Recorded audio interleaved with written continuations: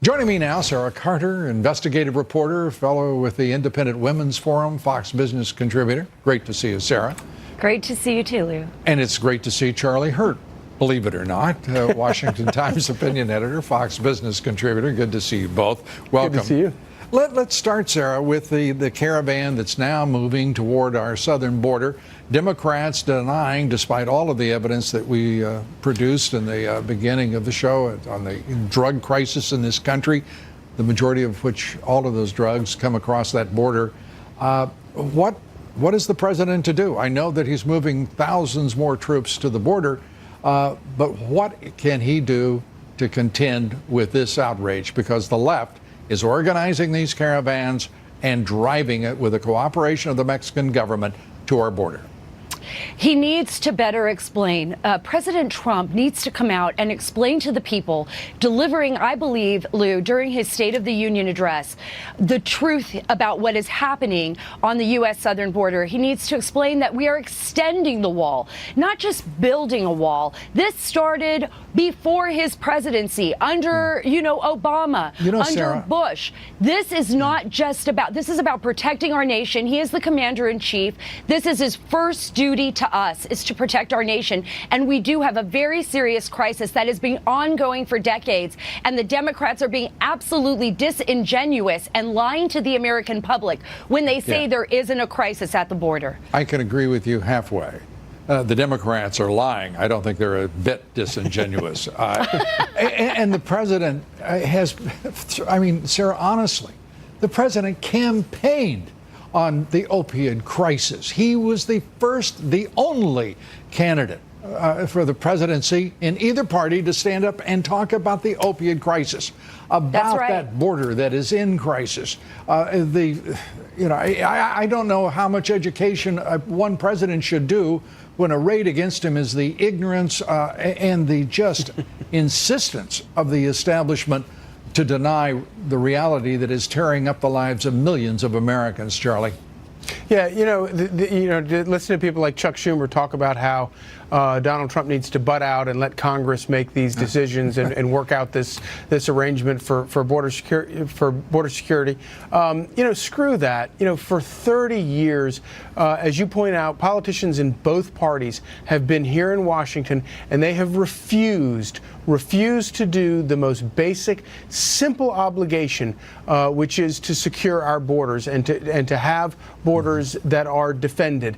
And these people here in Washington have refused to do it for 30 years. Donald Trump has been here for 2 years.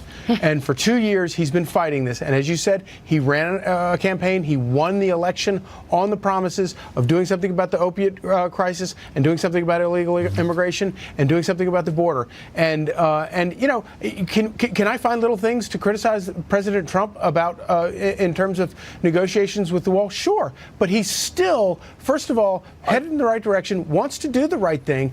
And as you say, he's arrayed against a Leviathan that has ignored this problem for 30 plus years and refuses to do their job. And they want to continue ignoring it, Lou. They want to continue playing this game of theater. This is the first time that we have a president that is actually willing to do something. Think about all the government waste.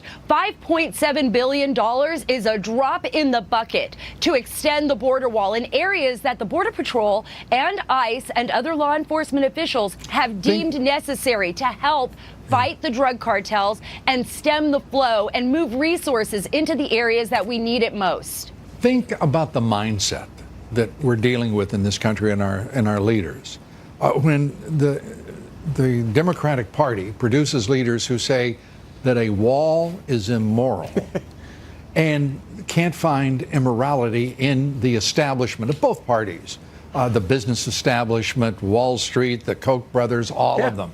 Well, and of course, presiding over and in many cases enabling, assisting, and abetting the trafficking of human beings, the trafficking of the illegal drugs that are killing children, adults, young people. We are watching the most immoral response by both of our political parties to this president's demand to secure the border and to protect the American people. And of course, the previous president as well. President Obama, having a flashing welcome light at the border, invited all of those things that you just mentioned there. And you know, it's why Donald Trump loves to use the word wall, and why I love that he uses it. When he says wall, that doesn't mean that you're just doing the wall. And the argument that the wall isn't the complete answer is not a reason not to do the wall. But it's you want to do more? Great, let's do E-Verify. You want to. By the way, where is the discussion about E-Verify? Where is the discussion about ending chain migration? Where is the discussion about an immigration system that is based on merit? Where is that discussion? It's been submerged by the left and the right and every part of the establishment. Donald Trump has been talking about those things and has done more than anybody else to put it on the national conscience. He's been alone in doing so. Yeah.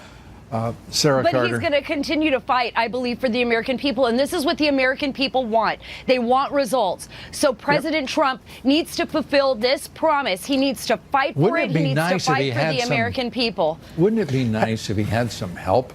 Had a wingman maybe in Congress? And had a bunch of, the rhinos and the resistance within his own White House. If they were just the hell out of there, that would be also helpful. Sarah Carter, Charlie Hurt. Thank you both. Appreciate it. Good.